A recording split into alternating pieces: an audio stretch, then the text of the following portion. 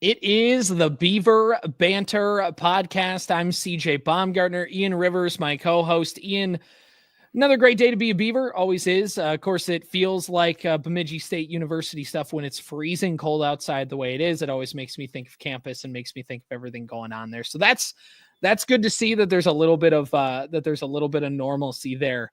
I don't know how cold things are where you're at, but it's freezing cold here. When I got to work this morning at 6 a.m., it felt like negative 28 outside. So probably not as cold as when you creep a little bit north of here, but still plenty cold when you have to work outside and load up a trailer all day in the cold weather. So yeah, definitely not. But you're right. It does, it reminds you of those days spent up in Bemidji and the cold winters that we had to endure on campus. But yeah, hey, it was never had to worry about class. There was always the tunnels. There's always the tunnels. Yep. There's always the tunnel. I live off campus. Nope. Tunnels. Which, to be fair, they are clutch. Yes. They were so nice. I'm not mocking them at all, but it was always just like I know, man, but I got to start my truck. It won't start.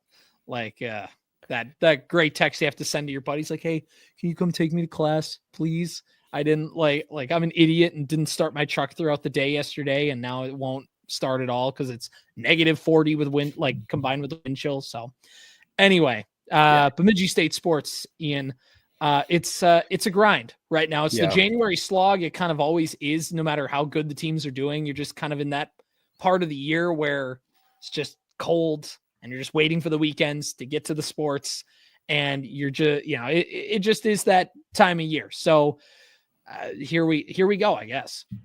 Right. Yeah, it was one of the rougher weekends, and then one of the crazier weekends, I guess, depending on what sports team you're talking about for Bemidji State. I don't know what you want to start with today, CJ. Why don't we start with men's basketball? I think is the place to go here. Yeah, men's hoops. We talked about the tough road trip that they were going to have over the last weekend, going to the defending national champion Mankato, whatever, and then you had to go to, at receiving votes, Winona State University. And I think both games actually have a pretty close through line, and maybe you agree, maybe you don't. In my eyes, it felt like at the first half, whether Bemidji State was winning by 3 or it was like within 5 points at halftime, either give or take either side. And the second half, things just kind of fell apart in both games. And that's really kind of was the deciding factor, where the shooting dried up. Your offensive looks weren't great. You turn the ball over a little bit. And then against Mankato on Friday night, I mean, they could just hit. It felt like whatever shot they wanted to hit, and they're a good offense. They can do stuff like that. Like, it felt like you were running with them. And then in that second half, things kind of fell apart. For lack of a better term, the wheels fell off. Mankato on the night finished with about 39% from three, 43% from the field. Bemidji State finished the night 37% from the field as well. It's just felt like this team has had a real tough time putting two halves together. You know what I mean?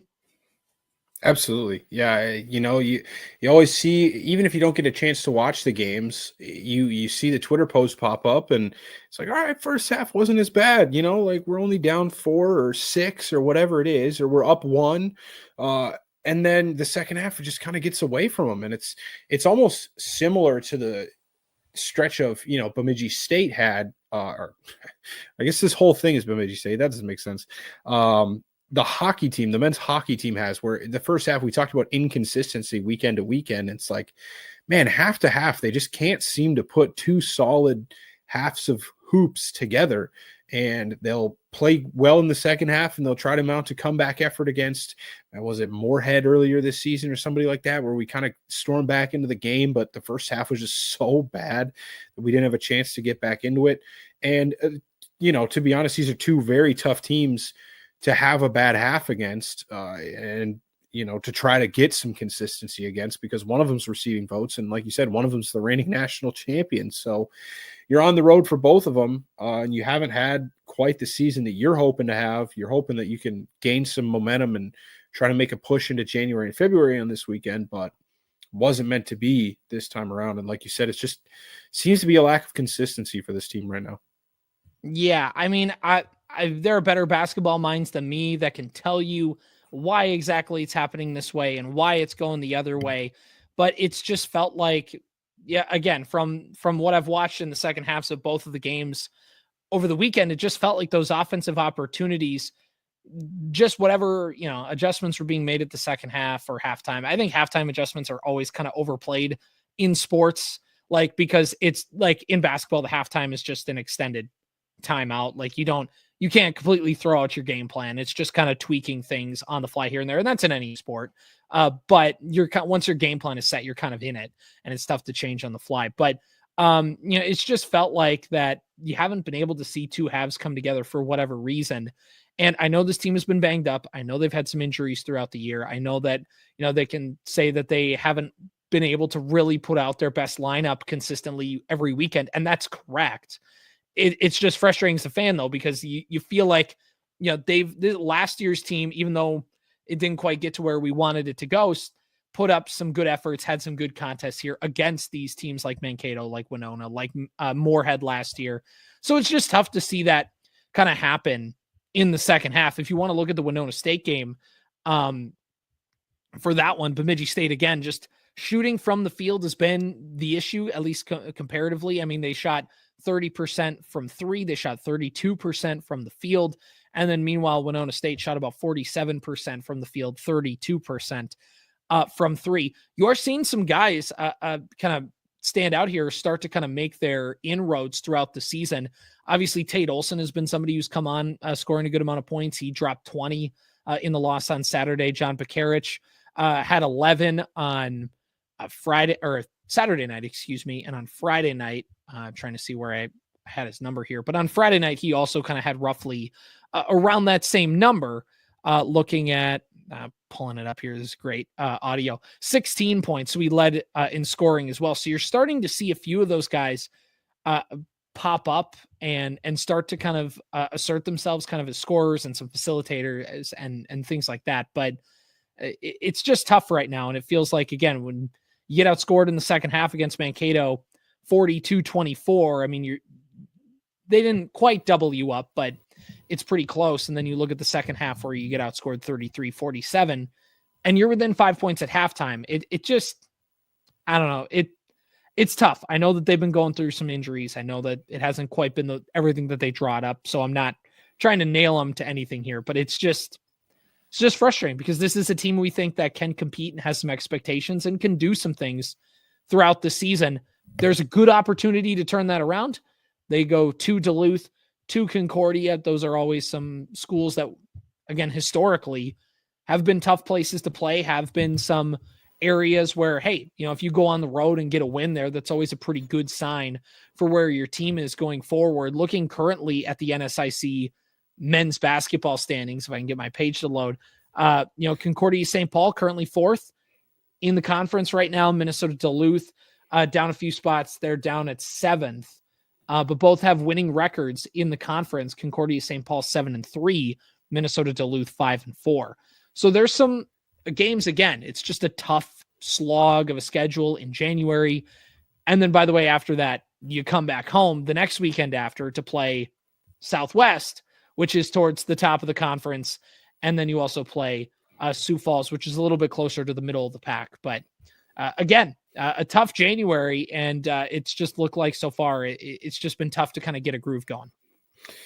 Yeah, gonna have to start finding a way to grind out some wins because there's not a whole ton of easy left on the schedule. There's a little bit in early February where you kind of get a break in the schedule, but Bemidji State currently sitting 12th place in the standings on the men's side. That is not good enough. What's the number they let into the tournament? It's 12. Yeah. 12, so it's just barely good enough. Especially with the tough schedule coming out. You got to find a way to start winning some games. Otherwise you might be in trouble here at the end of the year. But one last thing to add on the men's games, Winona State, that game that they played in Winona, the teams combined for a 22 of 71 on 3-point attempts in the game. Bemidji State 12 of 40. I mean, 40 attempts is ridiculous. I mean, they only shot, I think that means 22 two-pointers. They shot double the amount of 3-point attempts that they took 2-point attempts essentially in this game. They shot 7 2-pointers in the second half, most of which I don't even know how many offensive rebounds they got in the second half. They might have just gotten a couple offensive rebounds and tried to tuck them back up. But I don't know, man. They shot, especially on Saturday night against Winona, they only shot 32% from the field. So it just wasn't working from 2. They shot a better percentage from 3, at least statistically. I mean, they shot 30%, which isn't terrible.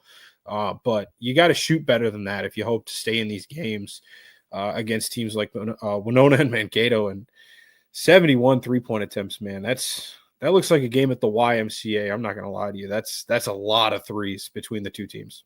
Well, and it always depends too. Like maybe the game, and again, I don't know anything about anything. So yeah, maybe it's, hey, this game plan, like we think that we can beat this team on the outside shooting, or that we don't think we can compete with this team on the inside. And I mean, maybe that goes into a little bit. I guess I don't quite know how much really does, but I'm trying to look at some of the stats here for Bemidji State as I'm looking at the at some individual stats here.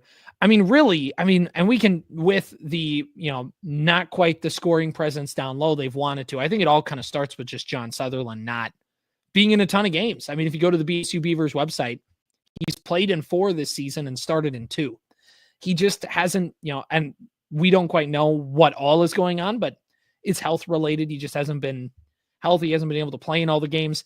And when you're a team that is talented, but you don't have your best player, or your best player is out, it's tough to find that identity, because your identity was in Sutherland. Your identity was in kind of building around and playing around him and waiting for those next guys to step up, waiting for people to figure it out. But you have to do it mid-season, because, you thought he came back, he played in a couple games, and then has yet to kind of come back from that. So it's been a tough grind. And obviously a team without their best player isn't going to win as many games as maybe they thought they could win at the beginning of the year. Well, and it's so difficult, especially in basketball. It's almost like if you had to make, I'll do NFL, like if Lamar Jackson's backup quarterback was, I don't know, name an immobile backup quarterback, right? Like anybody that you can think of, I'm blanking, like Case Keenum, I guess, for lack of a better example. 2 quarterbacks that have nothing in common in terms of play style. You know what I mean? Like, and Lamar goes out every other week, and you've got to like game plan back and forth. That's exactly what this would be like, because you play such a different. The Wolves kind of had to go through this last year without. Was it Rudy for a long stretch, or was it Cat? It was Cat. Yeah. Yeah, and so you play so much different when you have those 2 big men on the court at the same time. And it wasn't as difficult for the Wolves because they had a guy like Nas Reed that could step in and play a similar role to that of which Cat did. But when you don't have another John Sutherland on this team, at least that can play at the level that he does, and you have to keep, adding him in and out of the game plan and practicing different ways you want to play and defend, it's very difficult, especially when you only have, 5 guys on the court at one time. Those guys got to step into a bigger role without Sutherland there. And then even when he comes back, it's harder to find a groove once you've been playing a specific way for, month at the beginning of the season without him. So not making any excuses for it, but it's definitely tough to negotiate, or implement people in and out of a lineup like that. Right. Exactly. It's tough. It is. So they got a chance over the weekend to try and turn that around, and we'll see what happens. Looking at women's basketball, again, we knew it was going to be a tough weekend for them as well. They were going down to play the defending national champion, Minnesota State University Mankato, in women's basketball. They are ranked number 11 coming into the weekend. 96-64 was the victory for the Mavericks, and then they lose 75-57 against Winona State. And over the next couple days, they are going to play over the next weekend, I should say, they're going to play Minnesota Duluth and Concordia St. Paul, just like the men are. And, again, just not quite finding that rhythm. A big second quarter for Winona State. is what kind of did them in on Saturday. Otherwise, I felt like they ran pretty well with them. And then Bemidji State just got down. You get down early.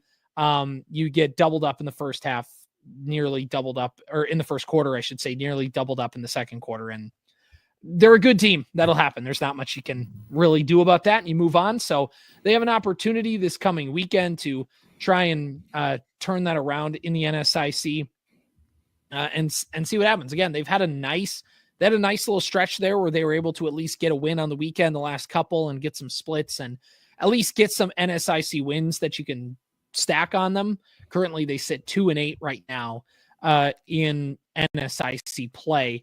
And looking at the NSIC standings, obviously the Mavericks in first place, Concordia St. Paul in second place, and then you have the other team you're going to play over the weekend in Minnesota 12. Duluth at 3-7. So there is a chance, get a split over the weekend. That certainly feels attainable because, like we talked about the men, it doesn't get any easier when you come back home to play Southwest, who is also top 3 in the conference. And then you would play Sioux Falls, who is kind of closer to that middle of the pack, but still a nice team. So feels like a split is in play for the women's basketball team this weekend. That Friday night game in Duluth is going to be key. Not always the easiest place to play at the Romano Gym, but hey, it's open for them. They have a chance to get a win there. Yeah, absolutely. And like we talked about last week, unfortunately, they weren't able to help themselves with those tiebreakers that are going to be so necessary against a team like Winona State, who now has 2 wins more than you in the conference, sitting at 4-7. This game against Duluth would be a massive step towards that 12 seed, if that's what their goal is, get into the NSIC tournament. That's where it would, try to start with just getting a win over Minnesota Duluth. That's a team that's, there's a lot of teams right now at 5-4, 3-2 wins in the conference that are going to be probably fighting for those last couple playoff spots come, the end of the season. So these are big games, especially against Minnesota Duluth, if you want to try to make some ground and climb into that NSIC tournament. But yeah, we'll see. We'll see what they can do. That Friday game is just going to be so influential on the standings come later this season. Because if you're able to make that run at any point this year, it's games like this that you're going to want to have in your back pocket. Exactly. So moving on over to women's hockey, they had, again, a tough task over the weekend. I mean, we've talked about this all season long, but it's just brutal. The conference schedule that the BSU women's hockey team has, that continued over the weekend when they took on, hold on, I'm pulling up the scores here. Sorry. They played Ohio State. Yeah, but it was 0-6 and 0-4 respectively. Going to Columbus is not an easy trip. It's not. No. So, I mean, it gets a little bit easier. You just got to go to St. Cloud, I guess. But, I mean, as we look throughout the season, there's not a ton of like gimme games or at least series where you feel like, hey, we kind of could match up semi-competitive to them. So this is, again, one of those weekends where you got to try and see what you can get if you're the women's hockey team. Yeah, St. Cloud's fallen back a little bit closer to Minnesota State in terms of last year. They were a little bit closer to the Minnesota Duluth mold, and actually Duluth right now sits in second place in the WCHA. They're having a fantastic season at 5-5-2 overall and 10-4-2 in the WCHA, but this weekend is not about them. St. Cloud sits in 5th place with 18 points at 10-8-4 overall and 5-8-3 in the conference. So this might be one of those weekends that you look at and say, all right, yeah, going on the road to Columbus, not an easy thing to do. Going to St. Cloud to play, not necessarily easy either, for a team that's only got 4 wins this year. Definitely less hard. And like I said a couple weeks ago, if you want to take anything, an overtime loss, an overtime win, any points on the road from one of these teams, this might be the place to do it. I guess I said any team not named St. Thomas would be awesome in the second half. This might be a place that you can sneak out and do it. You got to see the offense and the defense kind of step it up. I know Ohio State's a tough team, but 0-10 on the weekend, the aggregate score, definitely not ideal. But maybe you see everything comes together on one of those 2 nights this weekend, and you kind of see some magic in the air I'm making it seem like it would take a miracle effort, which I don't think is the case. St. Cloud State is definitely not a world-beating team, but it would be cool, this weekend. Pretty near to where I'm at. I don't know if they televise the women's games like they do the men on Fox 9 Plus. I think it's Big Ten Plus has all the streaming. They are not playing on Fox 9 Plus. I think I saw that it's going to be Minnesota and Mankato and Minnesota State with the Saturday game. Gotcha. So I think you got to get Big Ten Plus to watch the women's games on streaming. Right. Yeah. Thought I'd get lucky and maybe get to see, because like I said, I live in an area of the state where St. Cloud State is on television for me for free, or for no extra charge, I should say. So I was hoping to luck into that. But yeah, hopefully Bemidji State can pick something up. You're still only 3 points behind St. Thomas. So any points you can pick up on them would be big, so that you don't have to sweep them later this season to jump them in the standings. But we'll see. We'll see what happens. It's a weekend to get excited about if you are a fan of the women's hockey team, because it's a little bit more attainable points this weekend than most in this conference. Right, exactly. Let's talk about men's hockey here and kind of finish the podcast talking about that. What we talked about, how much Slater Ice Arena has been a house of horrors for Bemidji State hockey in the past, and it continued on Friday. Just could not get anything going with that game. You lose, you move on. Saturday may be one of the weirdest games of college hockey that they've played. I want to say in a long time, but last season exists. But it might have been one of the weirder games of the year. Yeah, Saturday definitely. I mean, we thought we got a weird game on Friday with a late goal by Adam Flemang, who had a 5-point weekend, by the way. Shout out Flemang.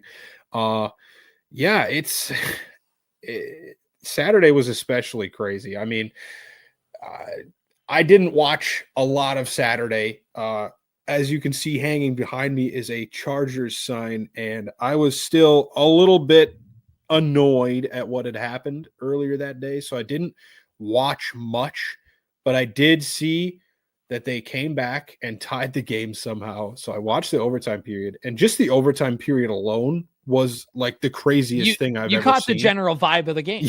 Yeah. And even then, Bemidji State scoring 3 extra attacker goals on the weekend. So 6 on 5, they pull their goalie to try to, you hardly ever see teams score a goal. I guess it's not that uncommon, but it's hard to score an extra attacker goal, get one in a weekend, and they got 3.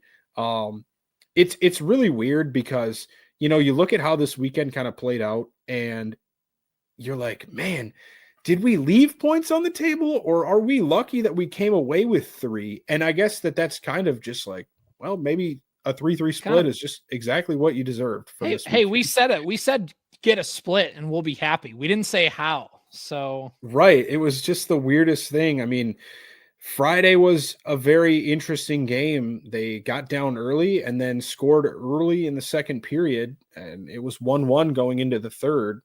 And they kind of blew it. I mean, they just kind of looked 1-1 going into the third. Casper Magnuson scored his first goal of the game, or of the season, in early in the third period on the power play is what I'm trying to say. And it was just all right, cool. We've got the lead. There's a lot of time left in the game, but maybe we can hold this and get a huge road win over a team that's pretty hot right now in Bowling Green. And, you give up another goal 33 seconds later, and it's like, gosh, dang it, man. Every time we get some momentum and they score again, and you have to rely on a very, very late extra attacker goal to get to overtime, where, of course, you kind of get outplayed in overtime in the 3-on-3 and you lose. But you're like, okay, I thought we played pretty well in this game, so it sucks that we're only coming away with 1 point. But when you consider the juxtaposition of we were down with 45 seconds left in the game 1-0 or 3-2, I guess it's kind of good that we at least got a point out of this, right? Because a couple years ago, these are games where we're dropping these points in, and now it felt like we stole a point. And then you move to Saturday, and Adam Fleming has 4 points on Saturday, I think. No, 3 points on Saturday only. But I mean, still, you go down 3-0.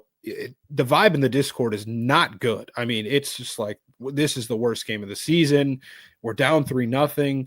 Casper Magnuson scores on the power play again late in the second period, and you're like, okay, all right, let's see what we can do here, and then they score again. It's Yuri Väisänen like 40 seconds later, 30 seconds later, and okay, things are maybe turning around. Let's see where this goes.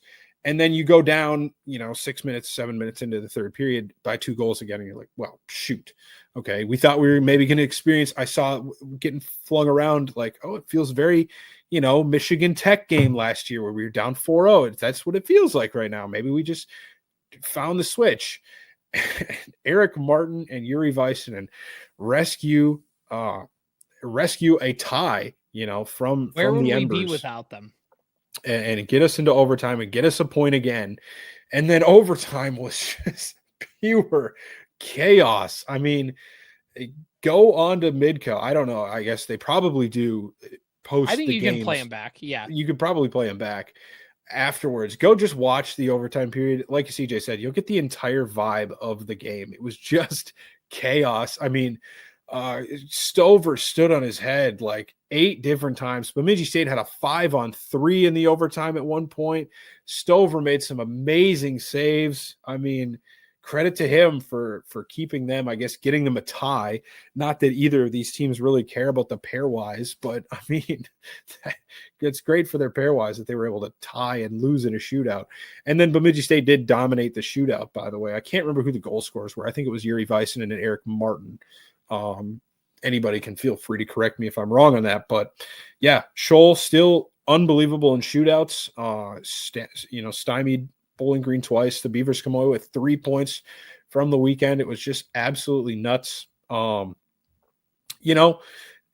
don't think it's a weekend Matthias Scholl is going to be too happy with. I think there was definitely some goals he would have wanted back. Väisänen and Martin, by the way, did. Martin. They nice. Scored on their attempts. Yeah. Yep. Win the shootout 2-0. Perfect. Yeah. I mean, like we said, going into the weekend, 3 points is kind of, we're going to nod our heads at that and say, all right, cool. You got in, it's you got not out. Often that we actually get out of there with 3 points. And it was a very good thing to accomplish that. This is probably the hardest of your 3 weekends that you have, or I'm sorry, 4 that we talked about, where it's kind of like an easier schedule coming up. And so to come away with a road split of sorts against Bowling Green is a good thing. We'll see. A couple weeks from now, we have St. Thomas, who did just sweep Ferris State. Now, I believe the Tommies were at home, and it was Ferris State. So we'll see if they actually found their footing or if they kind of just, but I believe that's back-to-back sweeps for the Tommies. They beat Lindenwood and Ferris State. But they're really cooking now. Credit where credit's due. You got to beat those teams. And that's something that they weren't necessarily doing in the first half of this season. So, yeah, it's going to be interesting going forward. Now we come back home and we've got Northern Michigan on the docket this weekend. And it's a Northern Michigan team that, hey, I tweeted out, man, it's the funniest bit in college hockey, and especially in the CCHA, that the only team so far that Northern Michigan's been able to figure out is Minnesota State. They have 5 points this year in the standings, and it's all against Mankato, who is currently How leading. about when the Mason Cup starts, when the playoffs start, we just get all of the Northern Michigan players to transfer in just for the playoff run? Yeah, I mean, how interesting would that be? I mean, it's unlikely. They're down by 10 points on Ferris State right now that they actually get into the CCHA postseason. But how interesting would it be if that was a first round? They would draw Mankato. Oh my God. They get a 1-goal lead on Friday night and Mankato like explodes because they're so stressed out. Yeah, that would be absolutely nuts. One other comment I do want to make on the Bowling Green series, at least before we move on from that completely, is Slater Ice Arena was empty on Friday night. I was shocked because normally it's one of the more I don't know that I've ever seen a discrepancy in attendance as much as we saw from Friday to Saturday night. Just over 1,000 people at 10:59 on Friday night. Over 2,500. I'm not trying to be Saturday. I'm not trying to be cheeky, but like, was it the Ohio State playoff game? Do you think that factored into it at all? Was that on Saturday or on Friday? Friday, yeah. Ohio State against Texas. Huh. That was Friday. I wonder if that played into it. I mean, it absolutely probably did. I don't know if it played into it by 1,500 people, but I mean, I'm sure that had something to do with it. I mean, Ohio State's like one of those things where even if you didn't go to Ohio State, just living in that state, yeah, exactly, you get kind of like lumped, like everybody, kind of like how, if you went to like a smaller school in Michigan, you're probably like a Michigan or a Michigan State fan at heart, or like some of those other things. Even like in Minnesota, I know that we have some people in our community. I don't want to rile them up too much, but there is a lot of people that, like me. I mean, I cheered for the Gophers my entire life up until the fact that I went to school at Bemidji State, and now, other than hockey, I separate them. I mean, their football programs never have to touch each other. Why would I care what? Why would I hate the Minnesota football program? So there's definitely something to that. People that grew up in Bemidji or in this greater Bemidji area might see that differently because they grew up so close to, Bemidji or Duluth or whatever school it is. But yeah, absolutely. I know what you're saying. And yeah, it's, I mean, that's my guess, but it also could just be a Friday. I don't know. Maybe there's a big party going on in Bowling Green. I don't know. I feel like you got to do a lot of stuff to remind you that you're not in Bowling Green. So, yeah, you're right about that too. I completely blanked on the fact that game was on Friday, at the same time as, or same day. They were at the same time, roughly. Yeah, like, so they were both going on. Probably had something to do with it, I'm sure. But yeah, interesting fact. Just being 1,500 different was crazy to me. Especially for that rink. But yeah, Northern Michigan on the docket, of course, like we said, they only have 5 points this season in the CCHA. The Beavers are at 21. And of course, points aren't necessarily the end all be all.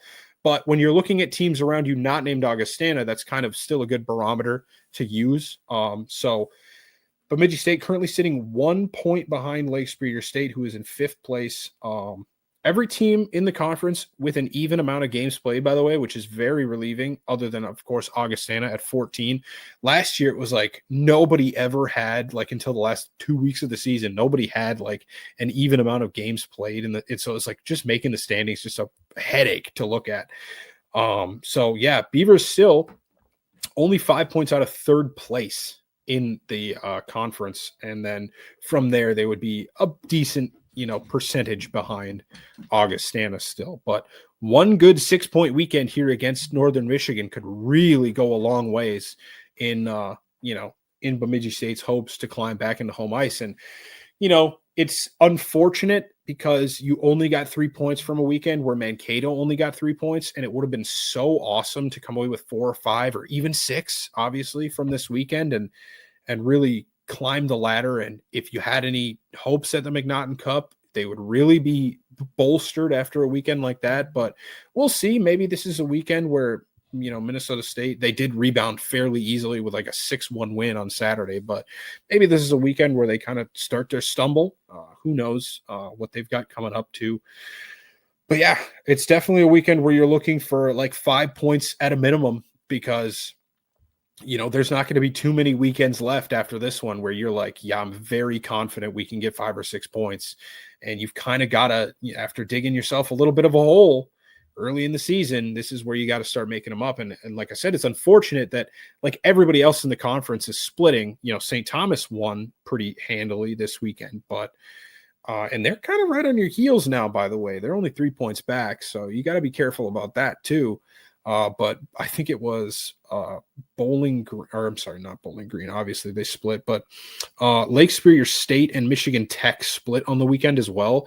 So you didn't make any ground up on either of those teams. All 4 of those teams in the middle of the conference just kind of stayed where they are.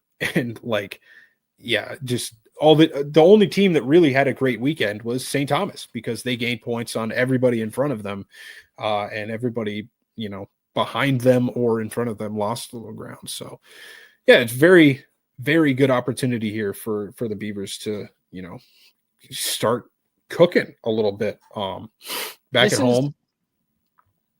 Yeah. Go ahead. I mean, TJ. it's a big stretch, man. Like at St. Thomas, I mean, you're playing Northern Michigan this weekend, but then it's at St. Thomas and then back at home against Ferris State.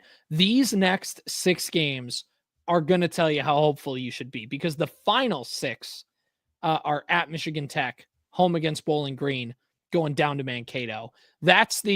You need to use these next 3 weekends to get yourself in position for the last 3. Like, that's kind of where it is. Like, if you end up just kind of like going 500 through these next 3 weekends, then it's like, okay, just hang on, get into the tournament and whatever.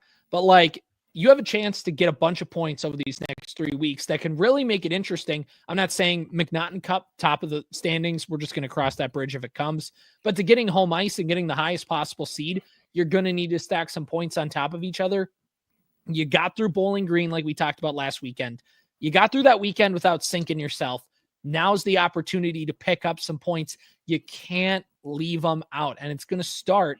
I mean, obviously, Matthias Scholl does what he does.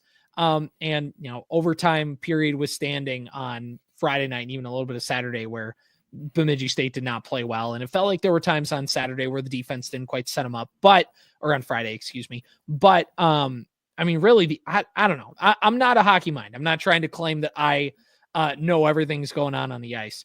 It's just felt like the offense has been like boom or bust, maybe is the right word. Like, it's really felt like watching a lot of the game, it's been tough seeing them get kind of a lot of consistently good offensive looks. And this is a get right game, a get right weekend for them to kind of tell us like, hey, you're just playing some good teams and you're trying to figure yourself out, versus we might need to be legitimately concerned about not just goal scoring or production in general, but just kind of the way it looks. Am I off on that, or where are we at here? The one thing that I thought of this weekend is just like, when you need goals, like in the past, at least, you had lines where you're like, this is where it's got to come from. The Sillinger line or Leighton Road. Like, these are players that we can put out on the ice, and maybe we'll get goals from other, the fourth line last year was super hot. Like, every line last year was going crazy. But this year, it just has felt like at times it's like, who do we get excited about when their line is on the ice? And at times it's Riley Funk, and at times it's Carter Rancliffe. And it's difficult because you don't know where it's going to come from. You just have to hope that random lines get hot on random nights. And honestly, this weekend, it was a lot of Kirkland Irie getting a lot of assists. And I think he even scored a goal, if I'm remembering that correctly. Eric Martin, he got in the score column quite a few times, and 2 players that we had talked about. And we weren't necessarily singling out these 2 players, just used them as examples when we talked with Jared Roboto a couple weeks ago. Adam Fleming and Casper Magnuson, huge weekends. Fleming had 5 points. I think Magnuson had 3 on the weekend. He got 2 goals and an assist at least. He's up to 6 points on the season. Adam Fleming is up to 8. So those are 2 guys that, if they get rolling, that could absolutely help this team's offense going down the stretch. And like you said, this is a big weekend for getting points, and this stretch is big for getting points, but it's also big for building confidence. And you wonder what something like this weekend will do, where it showed a lot of resiliency from this team. We had a couple weeks last year in a row, that Michigan Tech series and the Mankato series, big comebacks in the third period both times. You wonder what that did for that team's confidence going down the stretch of that season, even through some of the rough patches into the winter break, and against St. Cloud State getting stomped last year. You wonder what that will do, that series against Bowling Green, to say, you know what, we could have easily gotten 0 points from this weekend, but we battled back and we got 3 points. That was huge on the road against a team that we're fighting with, because you come away with that and you even just, let's say you get the 1 point on Friday and then you can't come back. I mean, you look at the standings, and now Bowling Green is no longer 5 points ahead of you. They're, what would the math be on that? 9 points ahead of you, because it would be a 4-point swing. I mean, that's huge, man. And it's really big to get some confidence like that under your wings. And hopefully we can come home, and we've got the the Bucky's Pantry canned food drive presented by Lucan's Village Foods on Friday. 7:07 puck drop, pretty standard. 7:07, 7:06 this weekend. Of course, next weekend against St. Thomas, we'll have the Saturday-Sunday series. But yeah, this weekend, Friday, Saturday, get out to the game. There's only 3 more home series this year, guaranteed home series. That is, hopefully we get more, at least one more added onto that with home ice. But yeah, I'm excited. I'm excited after that's, optimistic at what this team can do, and hopefully they can come out and put 5 or 6 points on the board this weekend. Because if you look, let me tab over to the schedule for the CCHA and who everybody else plays this week. I guarantee you there's going to be some big matchups in the conference that matter. Bowling Green takes on Ferris State. St. Thomas takes on Lake Superior State. Michigan Tech takes on Mankato.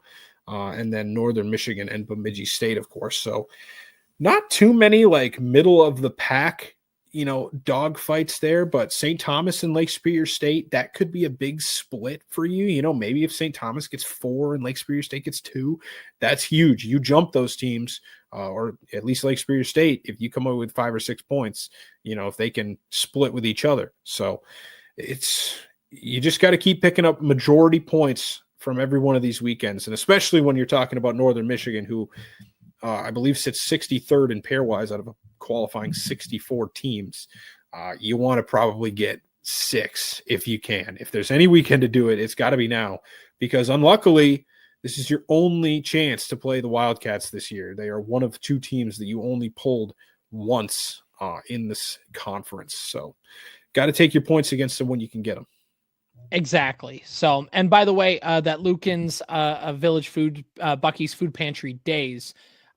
Basically, if you're going to the game, just bring some items to bring to the food drive. They go to obviously people in need, stuff like that. So bring some groceries, some suggested food items you can find at bsubeavers.com. Macaroni and cheese, soup, ramen noodles, pasta, all that good stuff that's typically associated with that. So, all right, I think that's going to do it. Up until next time, CJ Baumgartner, Ian Rivers. It's been the Beaver Banter Podcast. Roll Beavs. See you next week.